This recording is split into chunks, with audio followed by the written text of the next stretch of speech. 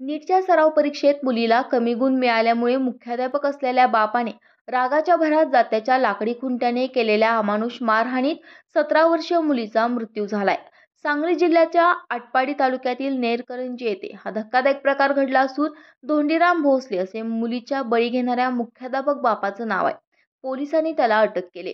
धोंडीराम भोसले हा नेलकरंजी येथे खाजगी माध्यमिक शाळेत मुख्याध्यापक आहे. त्याची 17 वर्षीय मुलगी साधना हिने वैद्यकीय अभ्यासक्रमाच्या प्रवेशासाठी आवश्यक असलेली नीट परीक्षा दिली होती. साधनाला नीट परीक्षेत अपेक्षेप्रमाणे गुण मिळाले नाही, याचा राग मनात धरून धोंडीराम भोसले यांनी शुक्रवारी 22 जून रोजी रात्री 9:30 वाजण्याच्या सुमारास नीट परीक्षेत कमी गुण कसे पडले असे विचारत जात्याच्या लाकडी खुंट्याने अमानुष मारहाण केली. कोणताही मागचा पुढचा विचार न करता धोंडीराम भोसलेने नीट परीक्षेत कमी गुण मिळाल्याचा राग लेकीवर काढला आणि तिला अमानुषपणे मारहाण केली. ही मारहाण इतकी अमानुष होती की या मारहाणीत मुलगी गंभीर जखमी झाली. मुलगी गंभीर जखमी होऊनही मुख्याध्यापक धोंडीराम भोसलेने तिला शुक्रवारी रात्रीच रुग्णालयात दाखल केलं नाही.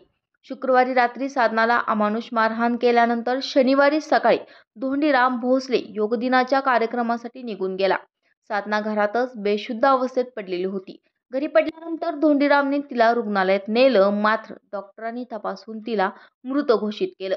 आपल्या अमानुष मारहाणीत साधनाचा मृत्यू झाल्याचे धोंडीराम भोसलेने लपवण्याचा प्रयत्न केला, परंतु शवविच्छेदन अहवालातून त्याचे हे कृत्य समोर आलं.